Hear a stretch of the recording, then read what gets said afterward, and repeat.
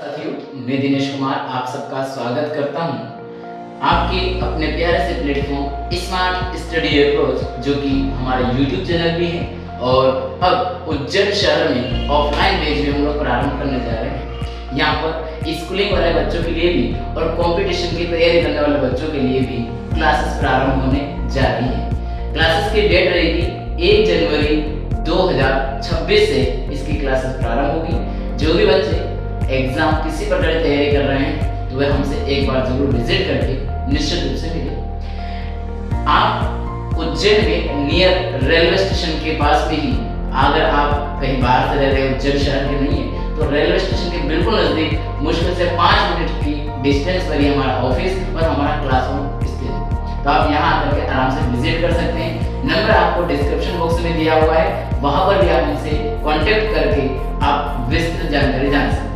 अभी आज हम पढ़ने वाले हैं हिंदी की क्लास, जो कि कॉम्पिटिटिव और जितनी भी सरकारी भर्तियां होती है, चाहे मध्य प्रदेश की हो या स्टेट गवर्नमेंट के साथ साथ में सेंट्रल गवर्नमेंट के एग्जाम हो, एसएससी के द्वारा आयोजित करने वाली हो या ईएमआरएस के द्वारा अभी हाल ही में एग्जाम आयोजित हो रही है, चल भी रही है वो हो, या एनबीएस और केबीएस की आने वाले समय में एग्जाम होने वाली है, उन सभी में हिंदी का अपना महत्व अलग ही रहने वाला है।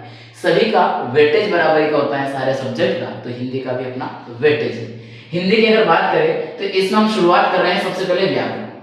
अब एक शब्द आप सभी बताइए, व्याकरण यानी कि ग्रामर। ग्रामर कहते हैं किसे? इंग्लिश में जैसे हम ग्रामर कह रहे हैं, वही हिंदी में व्याकरण कह रहे हैं, तो होता क्या इसके अंदर?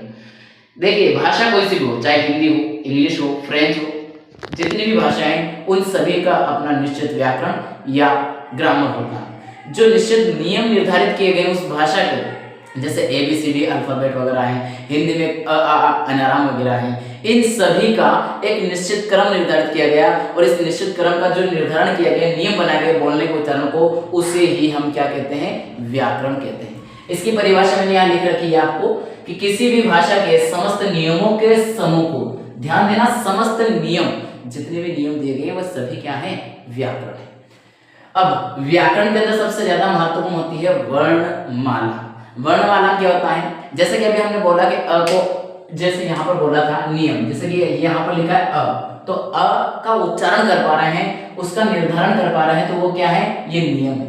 लेकिन इस अ के बाद में आ आएगा, अ के बाद में आपका आ आएगा और क के बाद में आपका ख आएगा, इसका निर्धारण किया गया है वर्णमाला में। यानी कि उच्चारण करने के लिए एक निश्चित क्रम का निर्धारण करना वर्णमाला कहलाती है। इसकी परिभाषा यहाँ लिखी हुई है, वर्णों के व्यवस्थित समूह को वर्णमाला कहते हैं। यदि आप उत्तर प्रदेश पुलिस के एग्जाम